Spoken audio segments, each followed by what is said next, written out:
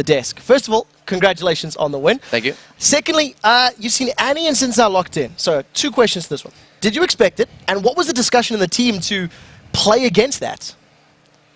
We definitely did not expect that. And I think the first reaction was, that's kind of troll. Fair enough. So how did your team counter it? Like when, we've seen the Caitlyn locked in a little bit later on, Zuna. He maybe prefers to play some of the other carries? You can't really counter that in picks, per se, because like they last picked the 2 things, and then we started realizing it was really cheese. You have to counter that in play, but just like playing really safely, and then wait for them to mess up, because you outscale them.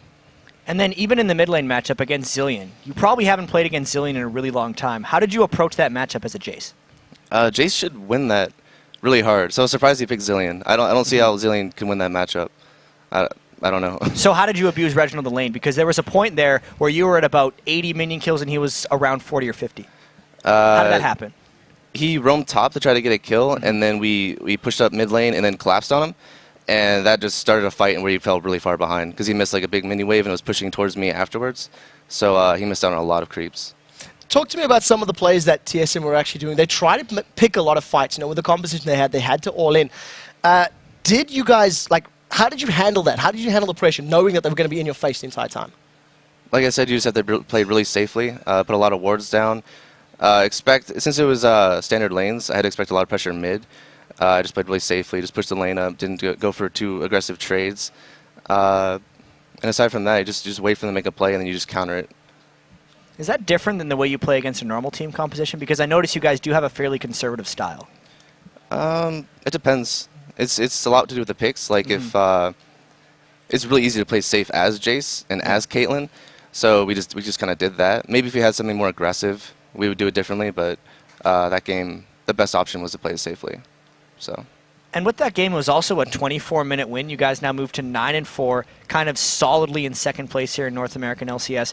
You want to talk to me a bit about how it feels to now be solidly in second place versus last split, where you guys had an 0-5 start and were working your way up the entire time? That start really messed us up for the entire split.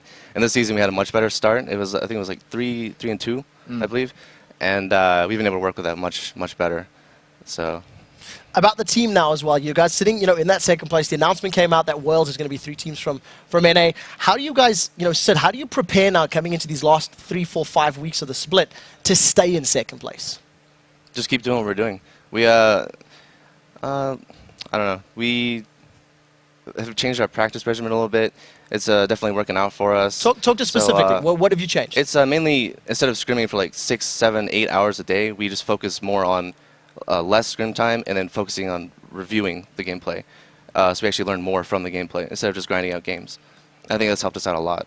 Do you guys do all that reviewing yourselves, or do you have outside people helping you out as well? We have our coach, Kenma. He helps us review it, and we do that for like 2 hours, 2 to 3 hours every day. Wow. How important is these review sessions? Do you obviously review your own matches, but do you learn from external sources, watching EU, Korea, China, things like that as well? Yeah. Zuna's sleep schedule is actually completely messed up because he watches every OGN game, and he tells us all the new stuff they're doing in Korea, and we learn from that. We also watch EU LCS when that's on, and we pretty much watch everything. So. Now, based on your knowledge, and since you guys are second place looking towards Worlds, everyone always asks this question, and I'm wondering what your opinion is. What is North America's chances heading in, looking into the future, if you can? I have no idea. I really have no idea. Make an educated guess. I would like to play one of the teams before we get to Worlds, but it's not going to happen. So I just really have no idea. Based on, let's look at today's games, last week to this week's games, and compare it to what you are seeing from EU, what you are seeing from OGN. Individually and team-wise, what do you think of NA teams and how they stack up? I think that the top 2 or 3 Korean teams are definitely better than everyone in NA and EU. But the bottom Korean teams are definitely on par with them. I would say that. So if you were going to face off against one of these teams at Worlds, for example, what would you do differently to approach that game? It'd have to be a lot in the preparation stage. We'd have to plan something that they can't possibly expect, and then go from there. Something like I feel like we would just lose in just a standard game. So something like a Zinzao Annie duo lane, maybe? Not quite. That's kind of troll.